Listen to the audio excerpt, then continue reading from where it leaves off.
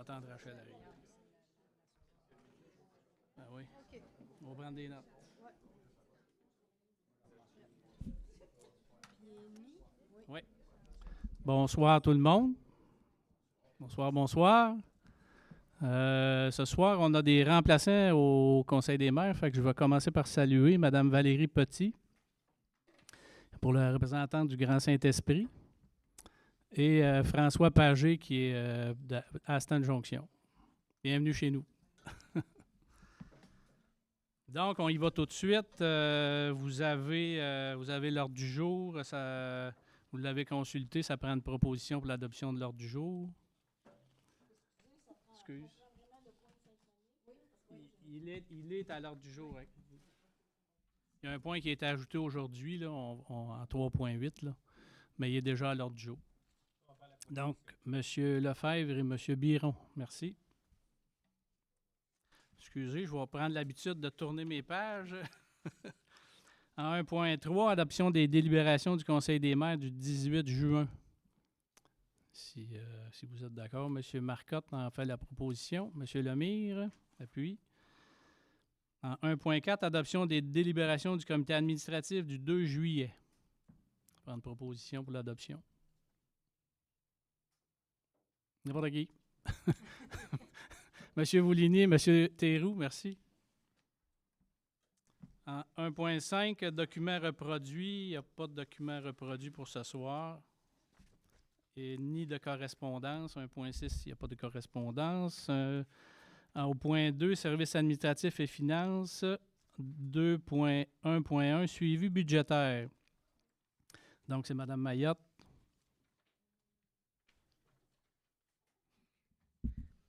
Oui, donc, est-ce que vous m'entendez avec le micro? Ça marche-tu, ça? Non? Ben, Ça fonctionne, là? oui. Bon, vous m'entendez? OK, Oui. ça part. Donc, bonsoir tout le monde. C'est la présentation du suivi budgétaire de la MRC, dans le fond, au 30 juin 2025. Je ne sais pas si vous avez tout ouvert le document là, de suivi que j'ai préparé là, avec les diagrammes. Là, vous savez où? Bon, donc, juste pour suivre, ça va être un petit peu plus facile là, parce qu'il y a beaucoup de pourcentages. Donc, comme à l'habitude, dans le fond, je débute avec la vue d'ensemble, la vision globale d'avancement des revenus et des dépenses. Les parties de la MRC, dans le fond, vous les connaissez. Dans le fond, c'est l'administration, l'aménagement durable, la mobilité durable, le développement économique, les services techniques et les projets régionaux. Donc, la ligne horizontale qu'on voit, là, ça représente l'objectif à atteindre. Là, c'est 50 % qu'on vise parce qu'on est au mois de juin, évidemment. Puis, à ce qu'on voit là présentement sur le graphique, là, les revenus et les dépenses devraient atteindre 50 %. On voit qu'il y a des écarts, là, mais c'est quelque chose qui est facilement explicable. Là, puis, je vais venir aux explications là, plus loin dans la présentation. Aussi, le fait de voir que les revenus et les dépenses, dans le fond, suivent les mêmes tendances, là, ça explique qu'il n'y aura pas d'excédent de prévu. Là, on est vraiment collé au budget. Là. Il n'y a pas d'excédent ou de déficit, évidemment. Là. Tout va bien là, pour le moment. La seconde diapositive, dans le fond, c'est le sommaire par partie. C'est un peu la même chose, mais là, je parle plus, c'est vraiment les dépenses. Puis j'ai chiffré, là, fait qu'on voit vraiment là, les chiffres par rapport au budget. Toutes les présentations que je fais, dans le fond, toutes les parties, c'est tous les mêmes tableaux. Fait que je veux juste vous rappeler, là, mais c'est quand même assez simple. La première colonne, c'est le réel au 30 juin. Le pourcentage, c'est le pourcentage d'avancement par rapport au budget. J'ai fait un prévisionnel au 31 décembre, puis j'ai le budget 2025, la dernière colonne. Donc, lorsqu'on observe les tendances de chaque partie distinctement, on note qu'il y a certaines variations, mais par contre, il y a une utilisation budgétaire globale d'environ 54 %. Là. Fait qu'on n'est pas loin là, du 50 % qu'on cherche à atteindre. On commence avec la première section qui est l'administration. Donc, la section administration, ça présente un avancement de 62 %, donc un léger dépassement au 30 juin.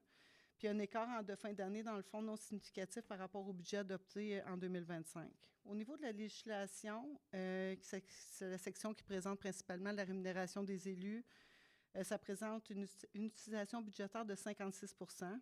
C'est un avancement normal là, des dépenses, étant donné qu'il y a un peu moins de conseils et du comité interne pendant la période estivale. Donc, ça va venir équilibrer là, le déficit prévu.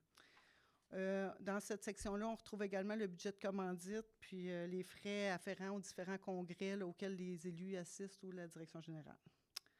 Au niveau de la gestion financière administrative, c'est la section qui présente la rémunération de l'équipe administrative et du service informatique. On présente aussi là, les honoraires juridiques et professionnels, puis il y a plusieurs frais administratifs en lien avec tous les départements dans le fond de la MRC.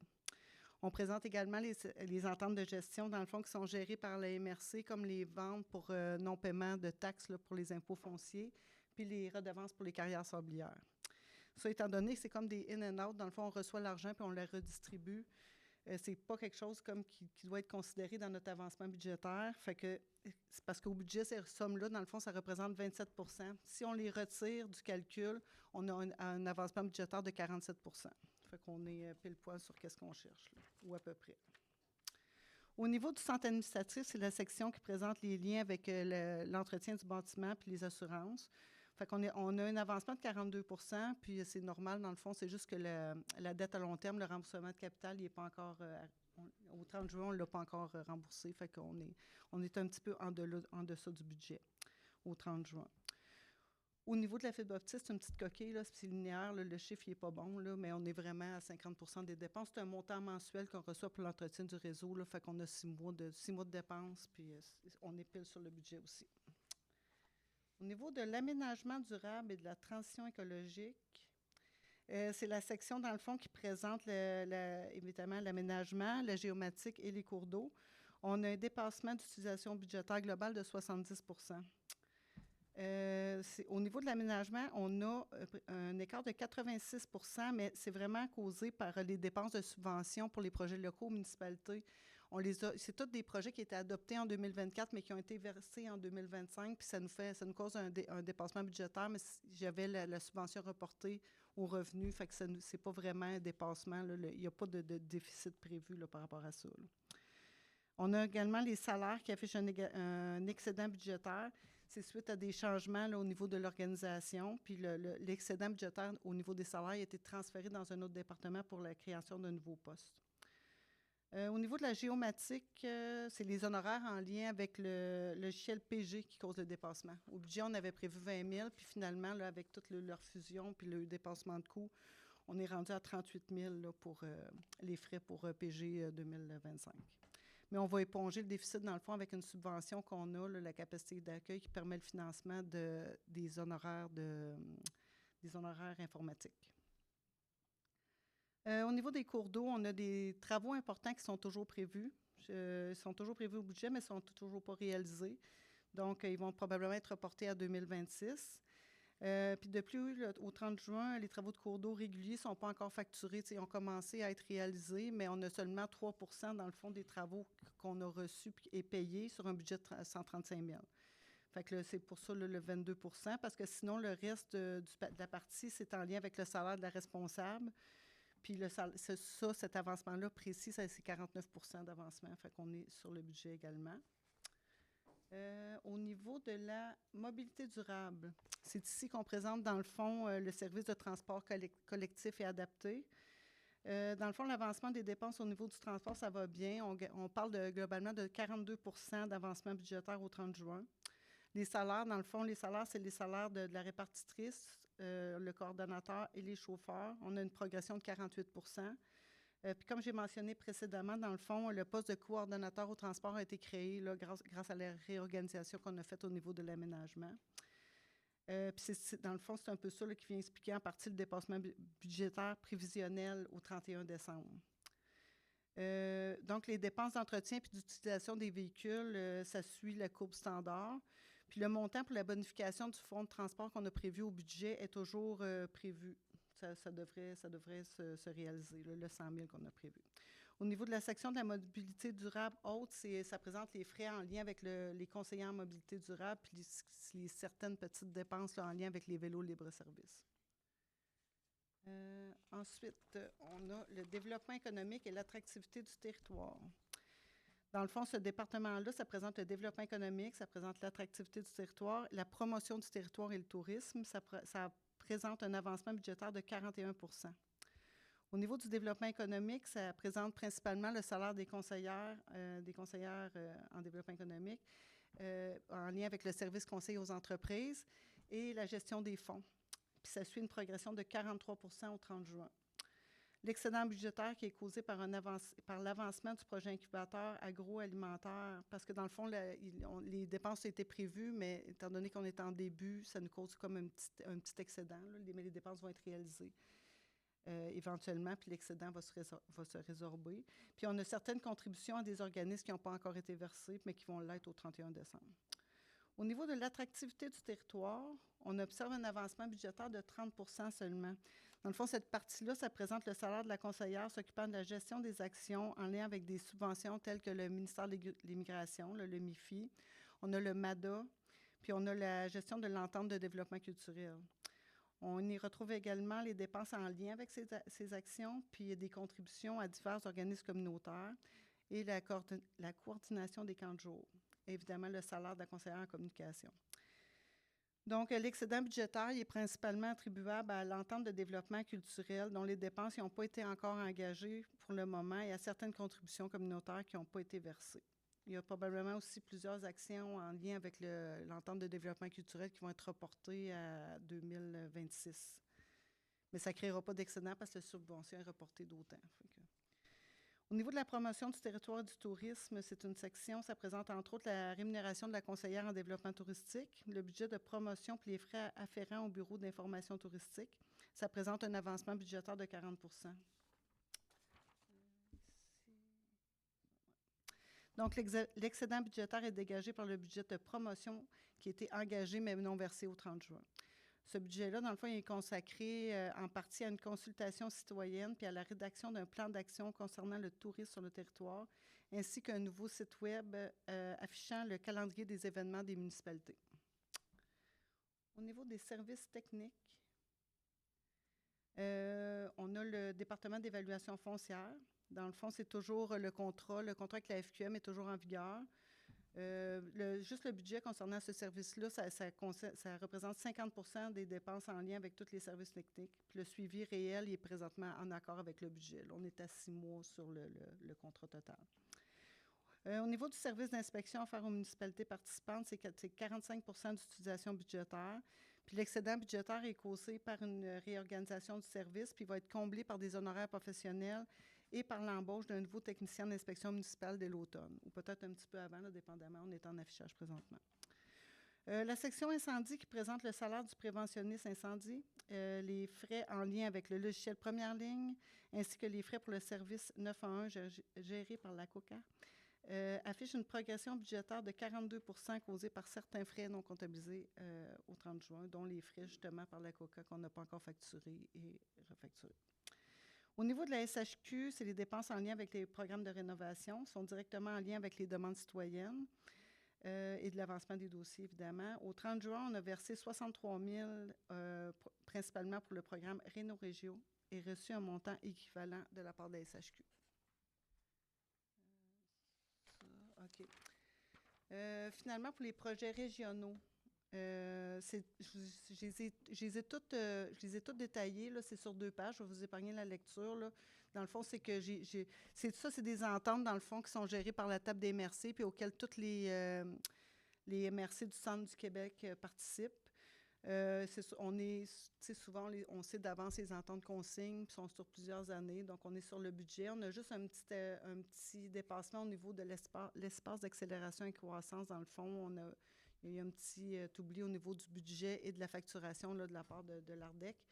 Donc, on va être en dépassement au 31 décembre, mais l'excédent, la cotisation excédentaire, on peut la financer avec le FRR, donc il n'y aura pas de souci à ce niveau-là.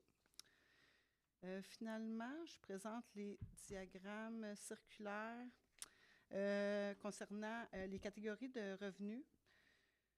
Dans le fond, le premier diagramme, ça représente les revenus au 30 juin. Puis à côté, j'ai fait la répartition avec le budget pour qu'on voit, dans le fond, que les répartitions sont sensiblement les mêmes. Donc, globalement, au 30 juin, on a 3,4 millions de constatés sur un budget de 6,2 millions avec des répartitions de catégories de revenus conformes au budget, comme je viens de mentionner. Puis pour la dernière, pas diapositive, mais image, c'est la catégorie de dépenses. Donc, on observe la même tendance, dans le fond. Ici, par contre, on a un seuil de revenus atteint pas de revenus, de dépenses de 3,3 millions sur un budget de 6,2. Donc, en conclusion, ce qu'on a, c'est qu'on a un suivi budgétaire collé au budget sans surprise puis respectant le cadre adopté.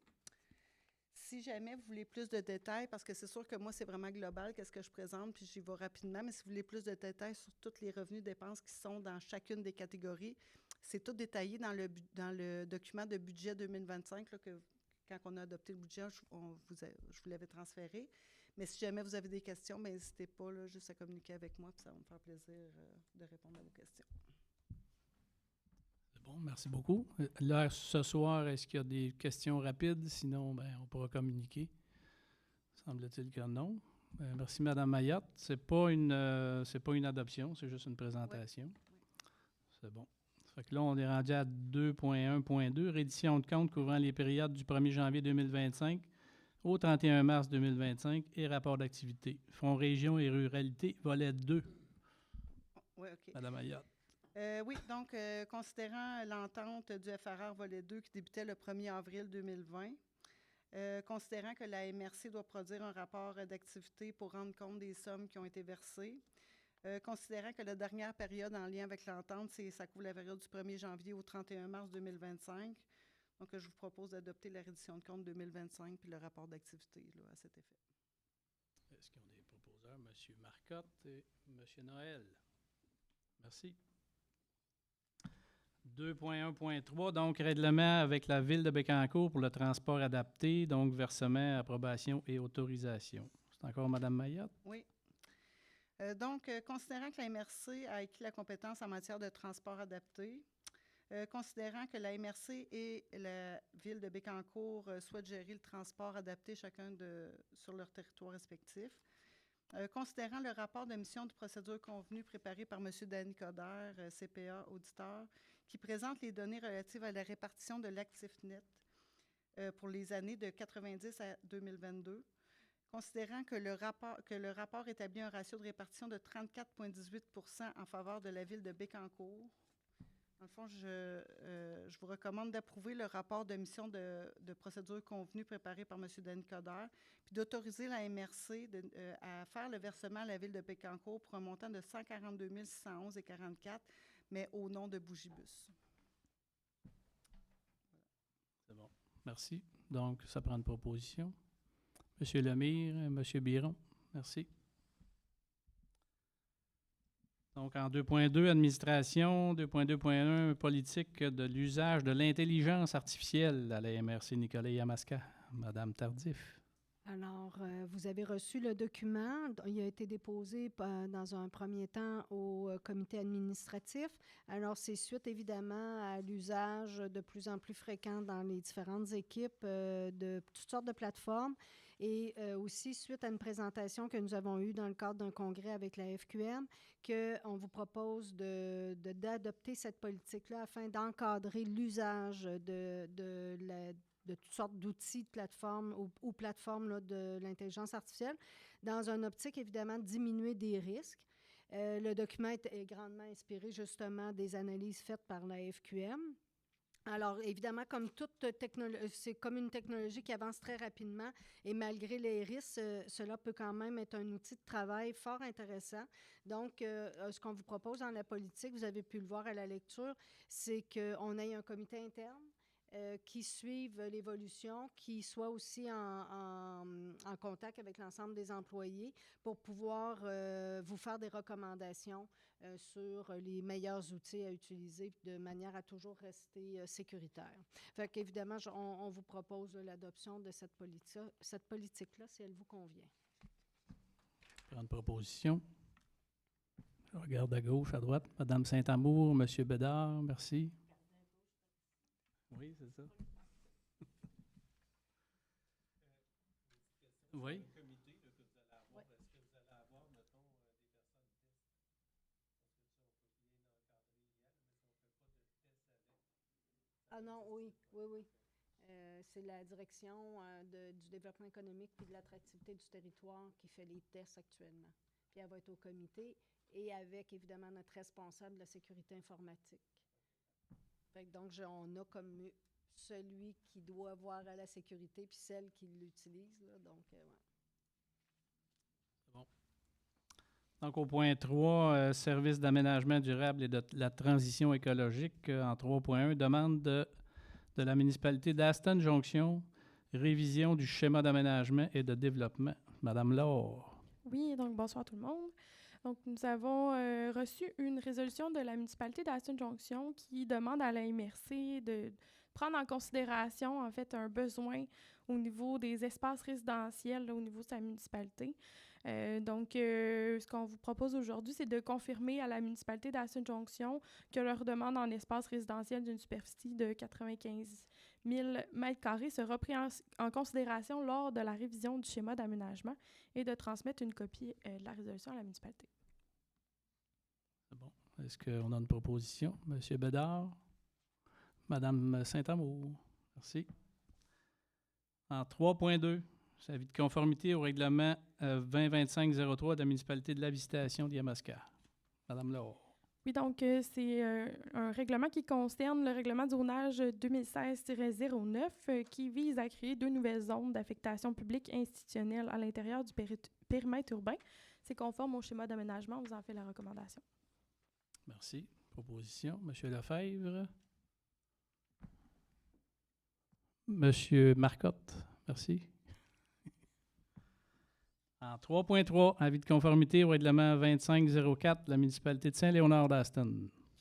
Donc, c'est une modification au règlement de zonage 2016-09. Donc, c'est pour changer les usages permis dans la zone C-1 et créer la nouvelle zone C-3. C'est conforme au schéma d'aménagement. On vous en fait la recommandation. Proposition, M. Théroux. M. Voligny. En 3.4, avis de conformité au règlement 513-2025 de la ville de Nicolette. Oui, donc c'est une modification au plan d'urbanisme 75-2004. Donc, ça concerne l'autorisation de l'usage d'habitation bifamiliale à titre de vocation principale à l'intérieur d'une affectation d'îlots déstructurés résidentiels. C'est conforme au schéma d'aménagement. On vous en fait la recommandation. Merci. Proposition, Mme Bechtold et M. Marcotte. Discret, M. Marcotte. Merci. En 3.5, avis de c'est un autre avis de conformité, celui-là? Oui. Oui. De la ville de Nicolette. Avis de conformité au règlement 514, celui-là de la ville de Nicolette. Donc, c'est pour modifier le règlement de zonage 77-2004 pour ajouter l'usage d'habitation bifamiliale H2 dans la zone H04-416 et C04-421 de la ville de Nicolette. C'est conforme au schéma d'aménagement. On vous en fait la recommandation. C'est bon. Proposition. M. Boitler, Mme Saint-Amour. En 3.6, mandat de transport collectif, offre de service pour un contrat de gré à gré. Oui. Madame Laure. Oui. Oui, donc c'est une proposition, en fait, l'offre de service de transport scolaire Élie Inc. pour la ligne Express Sorel qui, en ce moment, est desservie par Transport scolaire Élie. Donc, c'est une offre de service datée du 20 juin 2025, une augmentation de 4 % par rapport à l'année dernière, donc une somme de 106 688 plus taxes. On vous en fait la recommandation. Merci. Est-ce qu'on a une proposition? M. Lefebvre, M. Lemire? Ça va venir, ça va venir. Vous êtes dans mon angle de mort, puis Chantal... C'est moi qui cache. Donc, en 3.7, c'est l'entente de transport avec le CNDA, Collège Notre-Dame de l'Assomption, approbation. Donc, c'est pour répondre aux besoins, en fait, en transport collectif du Collège Notre-Dame de l'Assomption qui souhaite déplacer ses élèves du secteur Sorel-Tracy, donc qui vont bénéficier de la ligne Express Sorel. Donc, c'est pour autoriser la directrice générale, Mme Chantal Tardif, à signer l'entente et la contribution du CNDA qui est évaluée à une valeur de 31 000, pas une valeur, à 31 980 $. Ça en fait la recommandation. Donc, ça me prend une proposition. Madame Gendron. Monsieur Noël. Merci.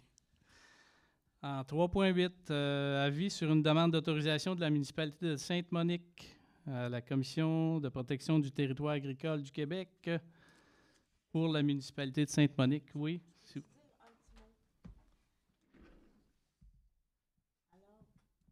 Évidemment, j'espère que vous allez voter la résolution, j'en doute pas, mais je voulais juste partager une petite réflexion rapidement. Avec les pluies qu'il y a eu depuis encore à Montréal la semaine dernière, il y a eu beaucoup de reportages et à un moment donné, on mentionnait l'entretien des cours d'eau des MRC. OK? C'est pas que je blâme absolument. On a un beau modèle dans notre MRC, mais il reste que des fois, on attend 1 ou 2 ans avant d'être capable de faire des cours d'eau, puis il faudrait peut-être penser à réviser ce point-là. C'était ma remarque, mais votez quand même la résolution, s'il vous plaît.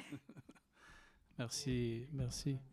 Inviter les gouvernements à nous aider à le faire aussi. Parce que dans les cas qui nous occupent, là, pour le cours d'eau dans le secteur de Rivière et le lac Saint-Pierre, c'est pas facile. Oui, bien, on est quand même, comment je dirais ça, dans la MRC, je pense qu'on est quand même assez à l'ordre. On a des cours d'eau, effectivement, qui sont plus compliqués là, quand il s'agit de faire des demandes, mais en général, la demande est déposée une année, on fait le travail l'année suivante. Mais c'est sûr que oui, il y a des zones qui sont plus compliquées, là. Merci. Donc, oui, ça prend une proposition. Ça prend donc Voulez-vous que je vous explique la résolution? Oui, en premier? excuse, oui, ça a commencé vite. Oui, explique donc, ouais, c'est Ça quoi qui se va? passe là-dedans? Donc, en fait, c'est pour autoriser une demande CPTAQ, là, donc pour justement là, des travaux d'écrêtage au niveau du secteur là, qui a subi le glissement de terrain là, en mai dernier. Donc, la recommandation qui vous est faite, c'est d'adresser un avis favorable à la CPTAQ relativement à la demande d'autorisation déposée par la municipalité de Sainte-Monique et de renoncer au délai prévu dans la loi sur la protection du territoire des activités agricoles, ainsi qu'à la tenue d'une rencontre si l'orientation préliminaire de la CPTAQ est favorable. Voilà. Ça fait la recommandation. Merci. Donc, un proposeur, M. Descoteaux, Mme Bechtold, merci. Donc, au point 4, c'est le service du développement économique. 4.1, plan d'action pour l'accueil, l'intégration et l'établissement durable des personnes issues de l'immigration et de minorités ethnoculturelles pour 2025 à 2028. Adoption. Madame Tardif.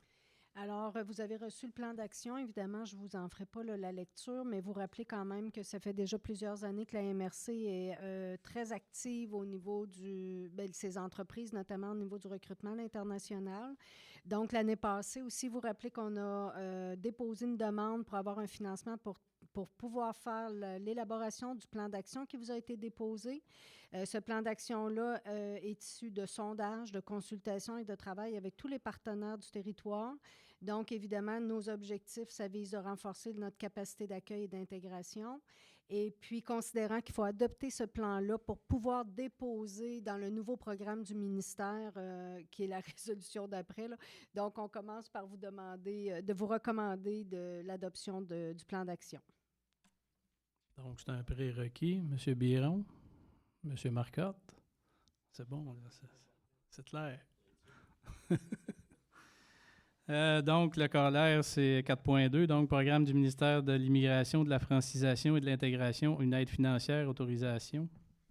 Alors voilà, on vous dépose donc une proposition de déposer un programme du ministère pour effectivement déployer le plan qu'on vient d'adopter. On a dû travailler assez rapidement parce que la demande doit être déposée pour le 12 septembre, mais évidemment, il n'y aura pas d'autres conseils des maires. Aussi, ce plan-là est sur 3 ans, puis il va commencer, on parle du 1er décembre, mais dans les faits, là, les travaux vont partir vraiment plus en janvier 2026. Fait que, donc voilà, on vous recommande de déposer à ce programme-là pour nous aider financièrement au déploiement du plan d'action en immigration. Merci. Ça prend une proposition. Je regarde à gauche. Bien, M. Biron, ça va? Sinon, secondaire, M. Voligny, merci. 4.3, programme Accueillir en français, donc une aide financière, autorisation. Alors, on aurait l'occasion, vous savez qu'on a fait des guides pour les nouveaux arrivants pour chacune des municipalités, puis un guide aussi pour la MRC. Ce sont des outils qui sont fort appréciés et très utilisés. Maintenant, on aurait un grand travail de mise à jour à faire, notamment suite aussi à la période électorale. Donc, ça engendre aussi des coûts. Donc, on voudrait profiter du programme Accueillir en français de la Fédération québécoise des municipalités, FQM, qui nous permettent un financement à 100 de ces travaux-là. Donc, on vous recommande là, le dépôt de cette demande de financement. Merci. Ça prend une proposition. Madame Petit et Monsieur Noël appuie. Merci.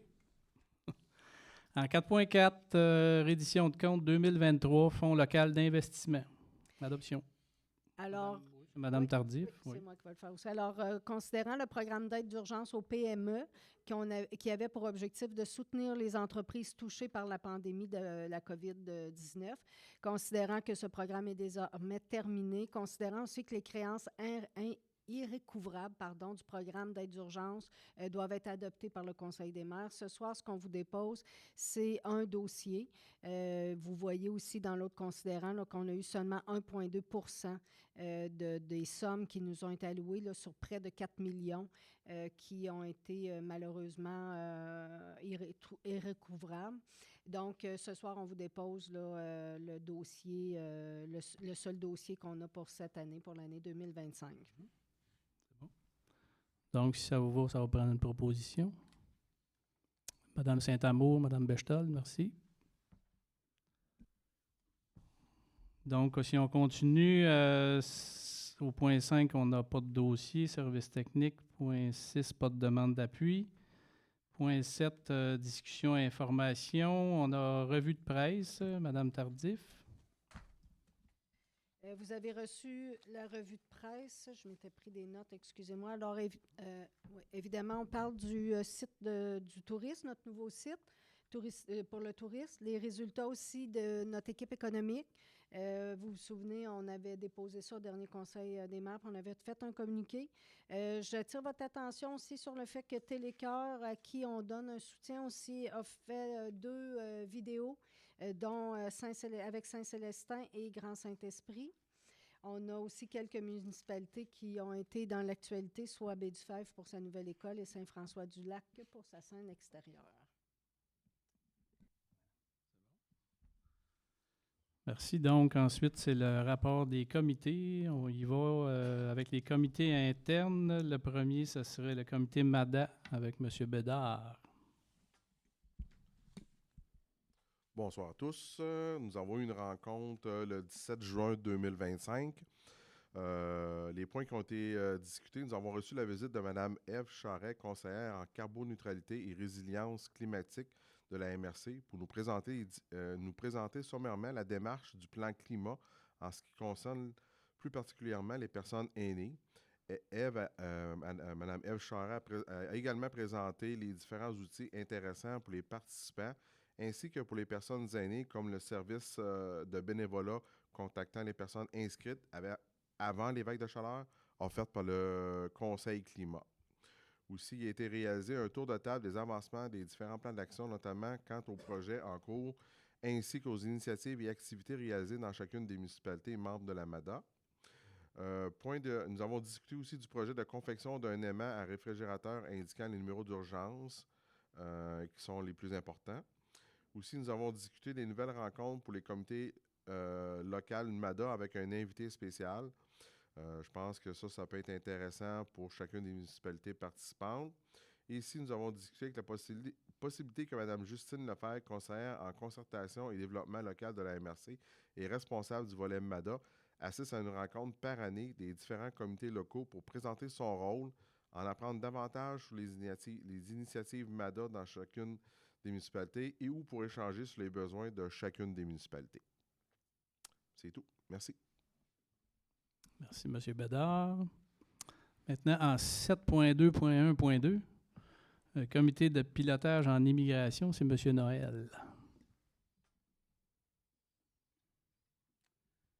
Alors, la rencontre a eu lieu le 25 juin 2025, lors de la 3e rencontre de ce comité. On a réalisé un retour sur l'échéancier de l'élaboration du plan d'action. Présenter le plan d'action pour l'accueil, l'intégration et l'établissement durable des personnes issues de l'immigration et des minorités ethnoculturelles de la MRC Nicolet et Mascotte 2025-2028, qui a été adopté ce soir, et apporter de légères modifications aux indicateurs ainsi qu'aux cibles du plan d'action. C'est complet. Merci. Maintenant, comité stratégique culture Nicolet-Yamaska. Je ne sais pas si Mme Saint-Amour ou Mme Bechtold qui est... Mme Saint-Amour? Oui? Ben, je sais.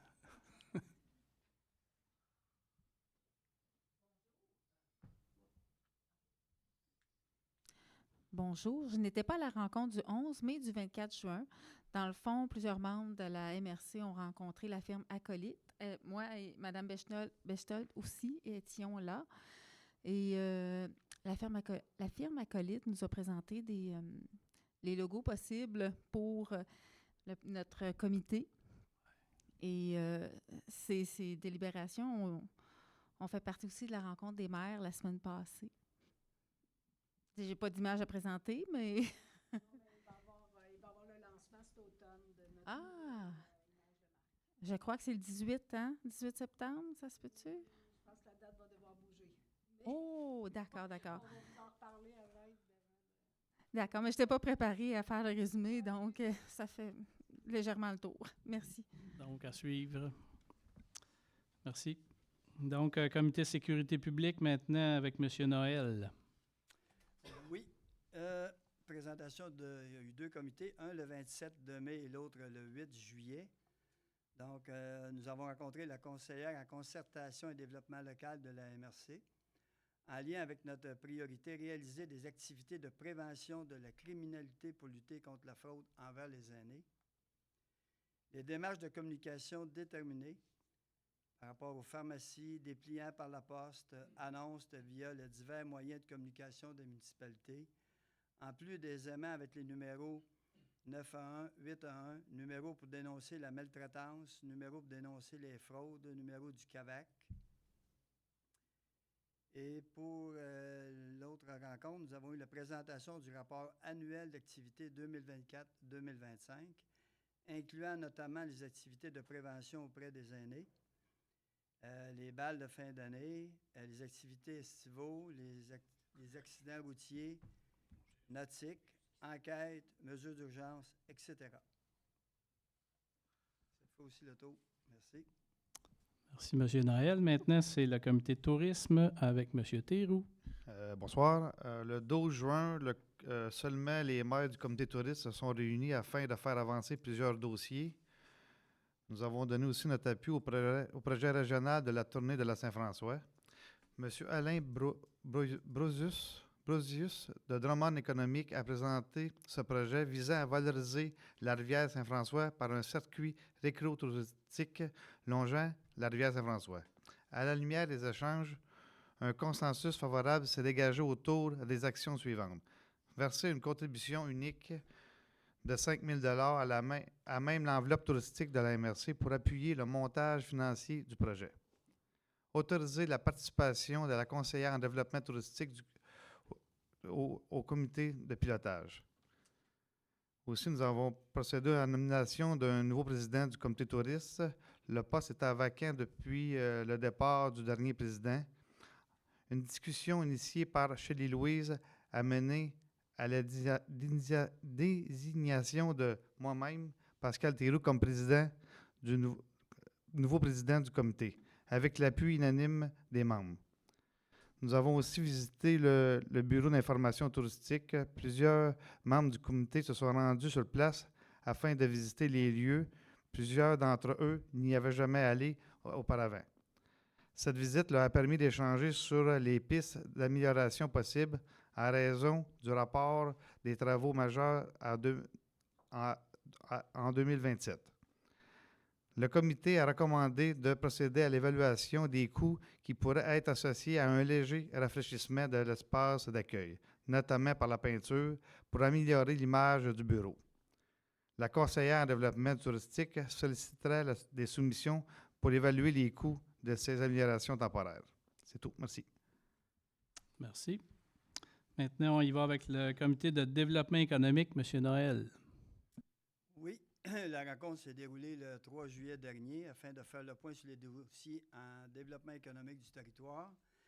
Donc, l'année 2024 a été marquée par un accompagnement actif des entreprises. 120 ont été soutenus et 15 projets ont été financés via le Fonds local d'investissement et le Fonds local de solidarité, générant plus de 6,8 millions en investissement et consolidant 98 emplois.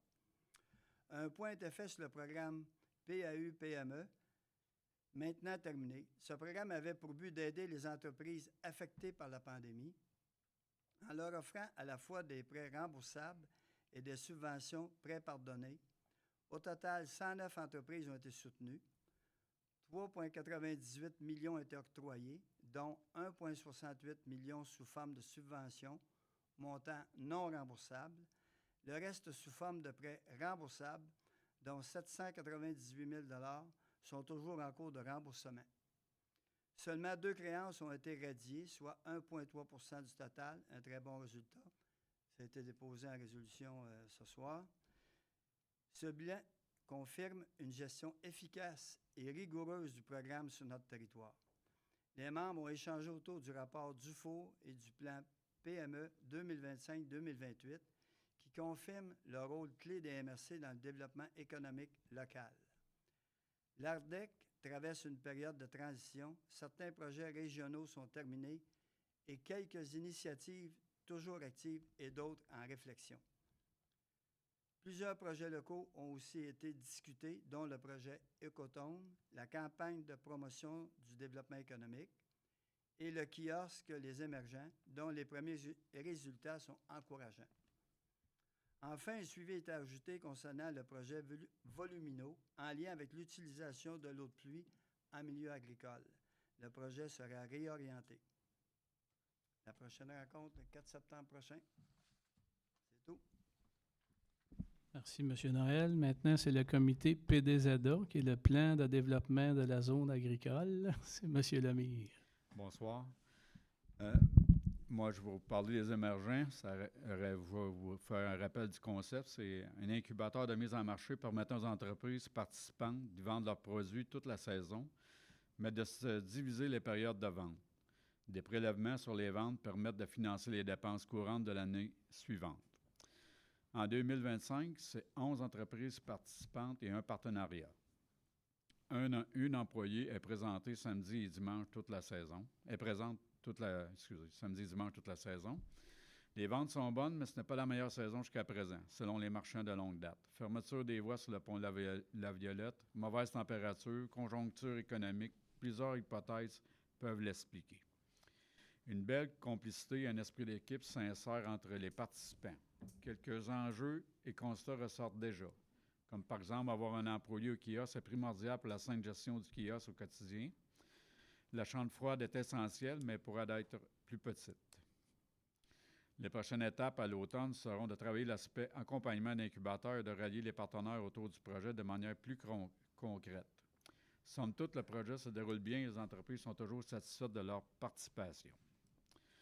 Un autre sujet, c'est Artère pour le centre du Québec.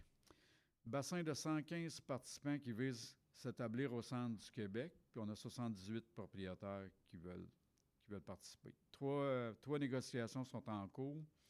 On a 12 fois plus d'aspirants que de fermes laitières disponibles pour un jumelage. Beaucoup d'offres pour du maraîchage, 31 dont 27 en location, mais 4 aspirants seulement. On sent qu'il n'y a pas toujours une adéquation entre ce qui est offert et ce que souhaite la relève. La relève recherche les transferts de fermes et l'achat. Puis l'entente sectorielle de développement bioalimentaire. Un appel à projet destiné aux partenaires du secteur bioalimentaire du Centre du Québec sera lancé en août. Les projets doivent répondre à l'une des priorités régionales, avoir des retombées concrètes et une portée collective. Merci. Merci, M. Lemire. Maintenant, il reste le comité investissement commun avec M. Noël. Oui, la rencontre le 19 juin dernier. Donc, le comité a discuté de la politique commune d'investissement ainsi que de l'intégration de la grille de financement durable à celle-ci. C'est une nouveauté.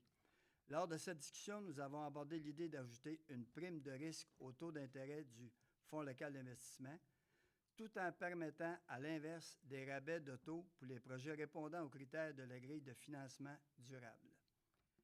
L'ajout de frais de gestion et de modification de dossiers a également été discuté. Ces frais seraient versés dans un fonds dédié servant à améliorer le service de développement économique pour les entrepreneurs. Le comité s'est montré favorable à ce type de changement. C'est tout. Merci. Merci, M. Noël. Il reste un comité qui n'est pas inscrit à votre ordre du jour, mais il est important, celui-là. C'est moi qui en fais la lecture. C'est le comité sécurité incendie. En fait, on a eu une réunion le 19 de juin.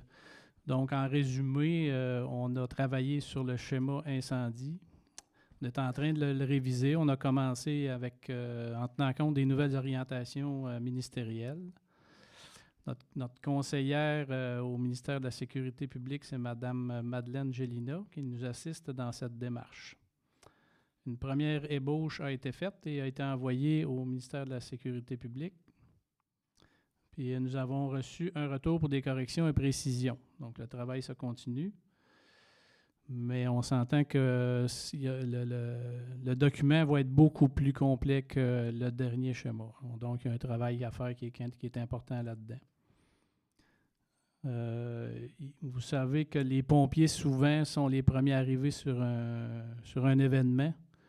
Et puis là, ce qui s'en vient, c'est qu'ils demandent au service incendie qu'il soit désigné premier répondant. Ça va avec des obligations qui ne sont pas nécessairement toujours faciles à remplir. Donc, c'est des choses qu'on regarde. Il y a des subventions qui sont possibles si les services incendies adhèrent à ce service-là. On a aussi à travailler, les pompiers, curieusement, sur les nuisances qu'il y a dans les municipalités. Souvent, c'est des gens qui font de l'accumulation compulsive ou qui ont des problèmes de santé mentale. Ça nous amène à... C'est pas directement notre rôle, mais souvent, les pompiers sont appelés dans ces cas-là. Aussi, par rapport à la santé et sécurité de nos pompiers, il y a des procédures de décontamination sur des habits de pompiers, puis d'aménagement des casernes pour être capable de répondre aux normes de décontamination ou de non-contamination quand les pompiers rentrent d'un exercice.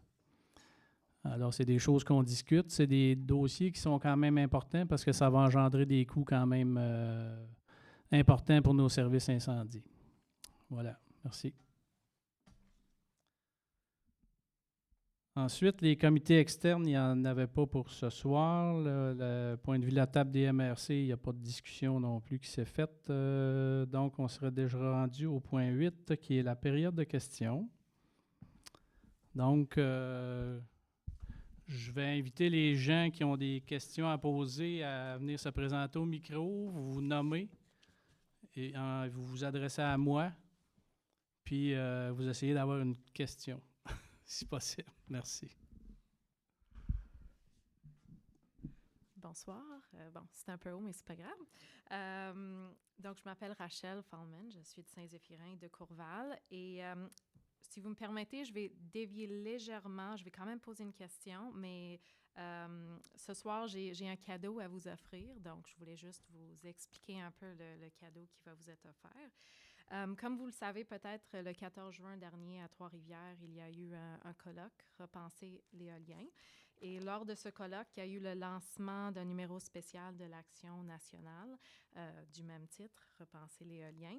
Et après le colloque, mon collègue Michel Veilleux de Sainte-Monique et moi-même avons pensé que ce serait intéressant pour les élus et les fonctionnaires de la MRC d'avoir une copie de ce numéro de l'Action nationale. Quand j'en ai parlé au comité citoyen pour un choix éclairé, ils ont voulu finalement vous offrir le numéro. Donc, c'est gracieuseté du comité citoyen. Et j'aurais voulu vous remettre à toutes et à chacun une copie papier ce soir, mais j'en ai juste 3 parce qu'il n'y en reste plus. Les copies se sont envolées. Par contre, on a réussi à obtenir des copies numériques. Donc, d'ici demain soir, dans votre boîte à courriel, vous allez recevoir une copie. On voulait finalement vous faire profiter de la pause estivale. On sait que vous n'avez pas de réunion le mois prochain, donc vous aurez peut-être un peu plus de temps pour profiter de la lecture. Il y a quand même des articles très intéressants qui se trouvent là-dedans. On a des anciens professeurs de Polytechnique Montréal, Colin Pratt, qui est un chercheur à l'Institut de recherche en information socio-économique, Noël Faguaga, que certains ont vu à Nicolet de l'IREC, Martine Ouellette, que vous connaissez bien, et d'autres. Et Janie et moi-même avons aussi rédigé un article pour ce numéro, donc on voulait le partager avec vous. Ce soir, comme je vous ai dit, j'ai 3 copies. Donc, je vais remettre un à monsieur le préfet suppléant, madame la directrice, puis madame Lorde pour faire circuler une copie. Et sur ce, je vous souhaite une bonne lecture, une bonne pause estivale, puis on se retrouve en septembre avec les copies papier en main pour vous donner ça. Donc, merci. Et la question, bien sûr, il ne faut pas l'oublier. La question, allez-vous prendre connaissance des articles dans l'Action nationale? C'est ma question pour vous ce soir. Certainement. Bon, merci. Mais pour notre gouverne, l'Action nationale, c'est quoi au juste? C'est un revue qui est publié chaque mois, chaque 2 mois, plusieurs fois par année. Il y a plusieurs milliers d'abonnés au Québec. Et il y a toutes sortes... on comprend l'Action nationale, on parle surtout du Québec. Et c'est toutes sortes d'idées qui sont partagées là-dedans à chaque mois. On parle de...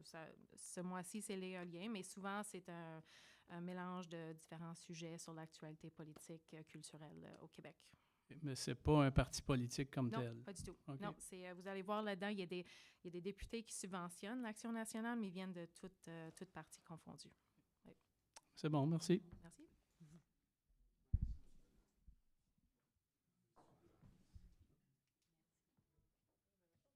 Merci, quand même. Je ne sais pas s'il y a d'autres questions. Oui, Rachel vous disait, Lucien Beaupré à Stone Junction. Rachel vous disait exactement ce que je vous ai dit à la dernière réunion. Hein? Ce qui a été publié là. L'Action nationale, moi, je suis, pour répondre à votre question, parce que c'est vous qui m'avez posé une question, là. Oui, mais moi, j'ai le droit de poser des questions. Ah, moi aussi, hein? À la période des questions. Ben oui, c'est bien correct. Avec questions complémentaires, comme au Parlement, comme à l'Assemblée nationale. Hein? Voilà. Pour revenir aux choses sérieuses, l'Action nationale, moi, je suis abonné à ça depuis déjà 3, 4, 5 ans. Et puis, j'aime bien ça parce qu'à un moment donné, c'est des chercheurs, ils sont à Montréal, dans toutes les catégories qui se posent des questions sur un paquet de choses. Alors, si je veux être informé sur un sujet en particulier, bien, je m'en vais voir Action nationale. Pour répondre à la question, encore une fois, l'Action nationale est publiée 10 fois par année. On fait relâche en été. Alors, pour 10 fois, si j'ai bonne mémoire, moi, ça me coûte 85 $ par année. Alors, vous avez une revue là, d'à peu près 240 pages. 10 fois par année, c'est pas toujours 240 pages, là, en passant. Mais moi, en tout cas, là, comme citoyen, je trouve que ce n'est pas dispendieux de me tenir informé. Et je vous le suggère fortement. Je vous suggère aussi de devenir membre. On est quelque chose comme 120 000 membres qui reçoivent ça au Québec. Régulièrement, il y a aussi à l'Action nationale ce qu'on appelle le cahier de lecture. C'est à peu près une dizaine de pouces par 14 pouces. En tout cas, c'est encore une fois, ça c'est produit juste 4 fois par année. Mais c'est toujours l'Action nationale. Son directeur, c'est M. Robert Laplante. Je ne sais pas s'il y en a qui le connaissent, là. Robert Laplante est vraiment... il s'occupe bien de ses éditeurs. Et ma question... Hein? Oui. quels sont ceux, je vais revenir en septembre, moi, là. Quels sont ceux qui vont me faire un rapport d'au moins un article que vous aurez lu? Levez la main, ceux qui s'engagent à me faire un Vous rapport. verrez au mois de septembre, là. Alors, comme ça, personne ne s'engage, hein? Ah! Bon. Ben oui, choisissez l'article que vous voulez. Merci. C'est bon, Qui a merci. dit qu'on ne s'amuserait pas ici, hein? Regarde.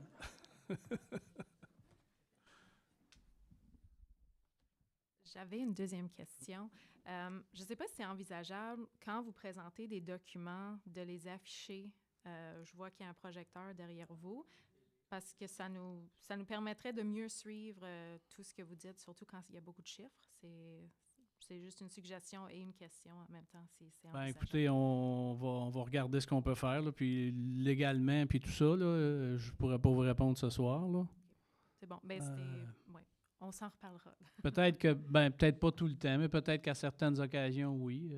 Je pense, des fois, une fois au Centre des arts, pour le budget, ça avait été projeté, mais... Ouais. C'est plus la logistique. OK. Oui. L'enregistrement, puis mais on va vérifier. OK. Oui, absolument. Merci. Est-ce qu'il y a d'autres questions?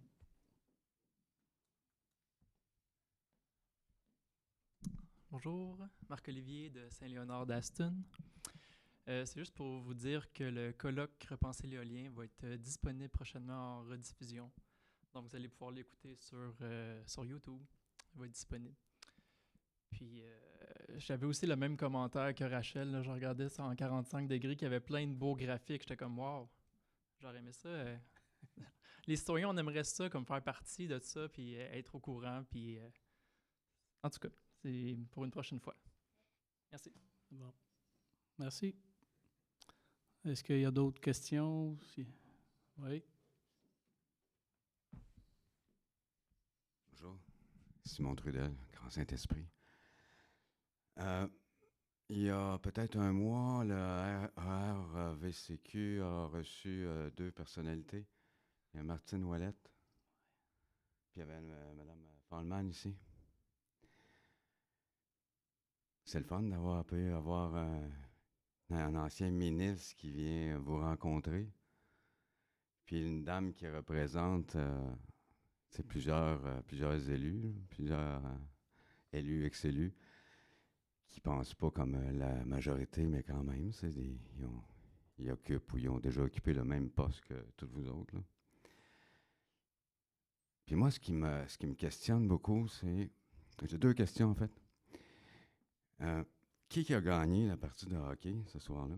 Puis c'était quoi le score?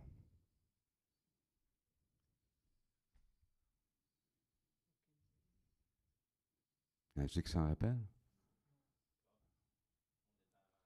Je n'ai pas pris... Vous n'aviez pas accès, vous écoutiez pas la game de hockey en même temps, là. Personne qui a été... Non. J'ai pas la réponse à votre question. Ah, OK. Je pensais que vous aviez des spécialistes, puis... OK. Non, pas dans mon cas, en tout cas. D'accord. Désolé. Merci. C'est bon. Merci. Est-ce qu'il y a d'autres questions? Sinon, on mettrait fin à la période de questions. Merci. Je reviens à mon ordre du jour, mais je pense que c'est pas mal. Non, il n'y a pas d'affaires nouvelles, donc c'est la levée de l'Assemblée, mais ça prend quand même une proposition. M. Marcotte et M. Théroux. Merci beaucoup, tout le monde. Merci au public.